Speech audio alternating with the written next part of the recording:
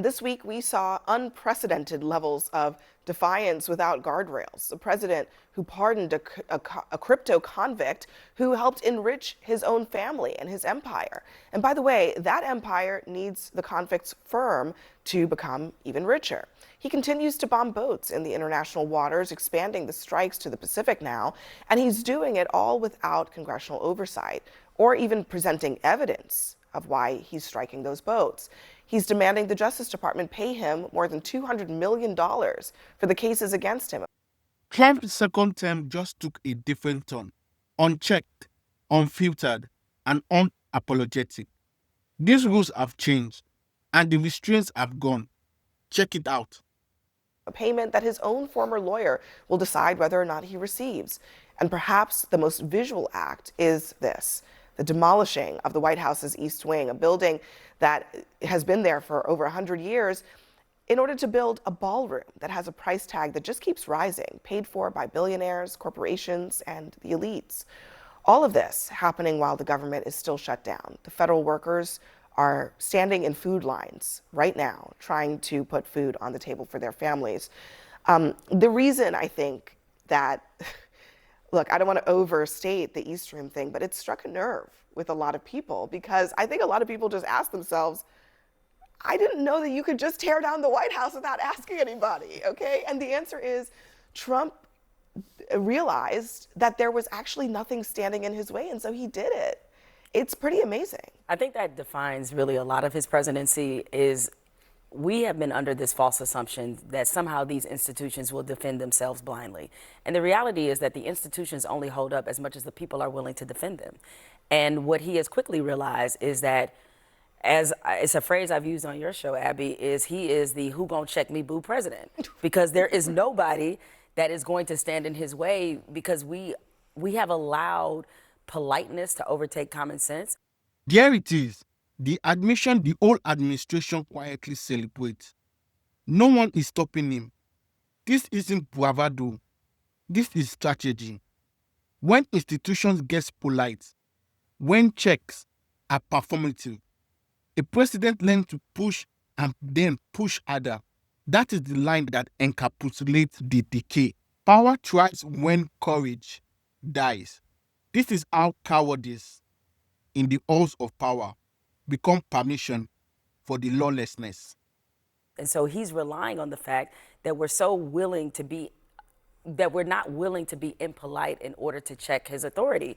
He can ignore all the rules that he wants.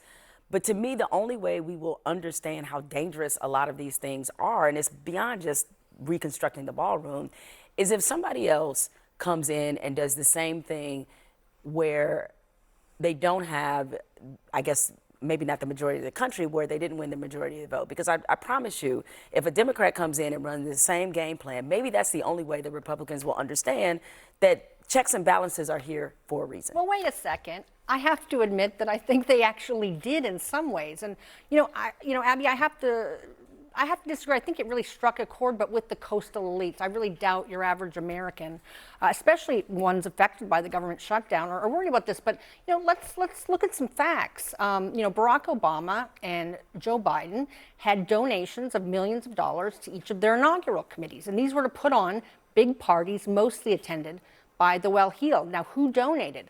With Obama in 2022, it was AT&T, Microsoft, Chevron. With Joe Biden, his inaugural, it was again Microsoft, AT&T. A lot of these big companies that certainly have a lot of business before the government, as we've certainly seen with Microsoft in Trump's first term. So I sort of disagree that this is sort of unprecedented to take donations. I don't know that, but I mean, look, every president takes donations for their inaugural. That's actually how the inaugural works. President Trump actually dwarfs both Obama and Biden in terms of how much they took in, and then he added on top of that invitations to the heads of those companies to the inauguration, almost in exchange for their donations. I just don't know why that is comparable to, this is 200 and something million. It's $250 million. At least it's for just to something and not just parties. Yeah, it's for I understand. something And for look, the people of and America, I'll take really. your point that like Wait, for the public-private. people of America. For the people of America. For the It's for people's the house. donors who could go to For the the dinner. people's house.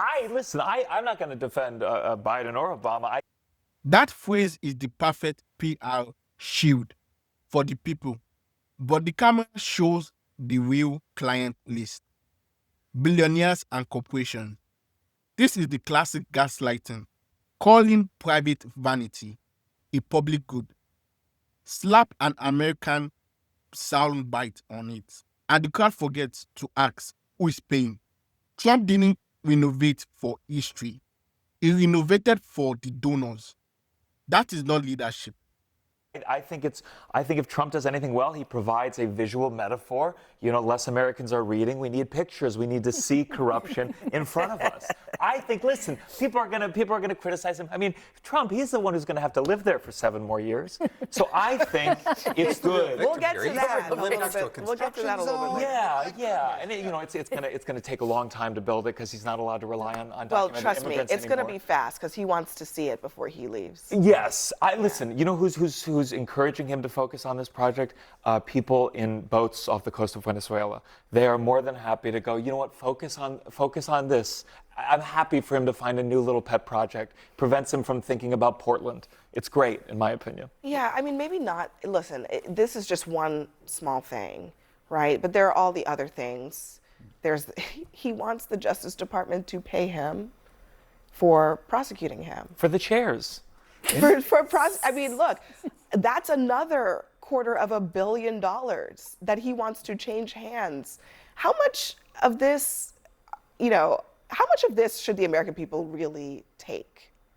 I mean, we'll have elections coming up, right? I mean, that will gauge some of that. But I mean, he's the you can just do things president, right? Like when it came to this ballroom, a lot of the complaints were he didn't follow the process. He should have gone through the commission. Yeah, we probably would have approved this after 18 months of red tape and everything else. Like, no.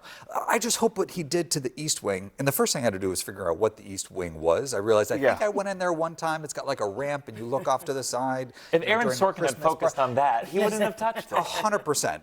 Aaron Sorkin's iconic really show. to blame here for not raising the prestige of the East Wing in the American public conception. But that sense of like, can he bring this same level of brazen disregard for kind of red tape and NIMBY rules to getting more nuclear power plants built, to expanding all the areas where we haven't been able to get things through for permitting? So I think this is a very great sign that we have a YIMBY president for once. But here's the thing. I don't think people are bothered by the fact that the White House is getting a makeover. I don't think people care about that part. I think what people care about is the sort of pay-for-play system that he seems to have created in his presidency. Like, I'm not... That's also like every president, too. I mean, not the to this Lincoln degree. bedroom during the Not Clinton to era, this right? degree. But maybe it'll be so visual and so big that people will start paying attention. I think every chair can have a plaque. It's This was also the a bribe from optics Apple. of doing this, as Abby pointed out, during a shutdown where you have TSA workers not reporting to work because they haven't been paid in 3 weeks. You have that going on at the same time where you're trying to make this symbol of your own presidency. Like, it just feels very much that if he had it his way, much like we've seen with everything, it's like he put his face on every single building to remind people of his presence because he's so insecure and such a narcissist. And I don't think people like forget those. Donald Trump if he wasn't doing that. He completely That's fails. the thing. It's like it's just over the top. And I will say I agree with you a bit on that. Like, I hate it when you ever go into a new state and welcome to, Pennsylvania Governor Josh Shapiro. Like every, city, the city of New York's doing this, Mayor Eric Adams. It's every, obviously not on the level of Donald Trump, but every politician tries to kind of take credit for things and using, in this case, taxpayer dollars in a way to promote yourself. Well, and then let's not forget, he also doesn't have the greatest taste. So, like, I am very curious as to what this all Yeah, might it's going to be Wells dripping in gold right? for In gold. sure. Right. But the other thing that he's doing right now, because frankly, who gonna check me, boo, is he's bombing whoever he wants and killing a lot of people. And here's what he said earlier this week when he was asked about whether or not he needed to consult with Congress in any way on this. I don't think we're going to necessarily ask for a declaration of war. I think we're just going to kill people that are bringing drugs into our country. Here it is, the bitter truth, bold, and broadcast. No nuance, no legal framework, no Congress. Just a presidential promise of extrajudicial killing. When you hear that from a head of state, you are not hearing leadership. You are hearing the language of tyranny. The casualness of it, we are just going to kill people. Strips away every pretense of the rule of law. This is the moment hypocrisy stops being a talk point and becomes a danger to the moral core of the country. Okay, we're going to kill them. You know, they're going to be like dead. Future Nobel Peace Prize winner, Donald J. Trump. Well, kind of like the previous Nobel Peace Prize winner Barack Obama, who did actually kill an American citizen with a drone. One intentionally, one accidentally. With the drone attack. Not that I'm not. I'm just saying. Sure, I'm not Peace here to Prize is defend any president. Look, and you're right, and you are right about that. But I think the one thing is, at least we knew who he killed at that, Right. time. I mean, I think Eventually. in this situation, the Department of Defense and Trump have basically calculated correctly that nobody is going to say anything because who cares about these fishermen and who they are? You just bomb people to send a message and call it a day. That summary nails the modern disconnect. Violence as PR, punishment as policy. When killing, sending a message. Humanity is a collateral for theatrics. Both parties help corrode constraints over the decades, but Trump's version is performance authoritarian. Do the violent thing, film the reaction, and whip political points. That is not security. It is spectacle dressed as strength. Let me know your thoughts in the comment section below. Like, share, and subscribe, and I'll see you in the next video. And remember, always keep thinking. But I guess, do you think that there are any downsides to this? That when we set a precedent in the world that people just drop bombs and ask questions later, I mean, does that really make us safer? A precedent's been set, though. Like, this is not anything new. I mean, I wish it was, right? But I mean, and that's the not case by with so many elements in this maybe, administration. but like precedent's been set by who? I feel like when we put the United Barack States Obama, in the same George H. no, W. but I'm Bush. talking about like what is the justification, right? And then if we put ourselves in the same bucket as the Russias of the world or, the Houthis or whatever it is, like the other people who act kind of lawlessly on the global stage, I don't think that's the category of states that we want to be aligned with. We are the ones setting the rules about the so-called rules of engagement. When we violate our own rules, how does that set us up in the world? I mean, and again, this is not me defending the practice. Just the thing that Donald Trump is great at is bringing attention to an issue that what he's doing may be unprecedented in the way he's describing it and may be unprecedented in the kind of brazenness, but in the substance, the precedent has always been set. It's just we kind of looked the other way, right? We didn't really care, or there wasn't that level of outrage when Barack Obama was bombing American citizens in Yemen, right? Because they're a part of Al-Qaeda in the Arabian Peninsula. We could have a presidential finding, even though, again, in the same bucket as you're calling them fishermen, I mean, narco traffickers, at least in the main. I'm just right? saying, I don't know who they are. And I don't think the government does either.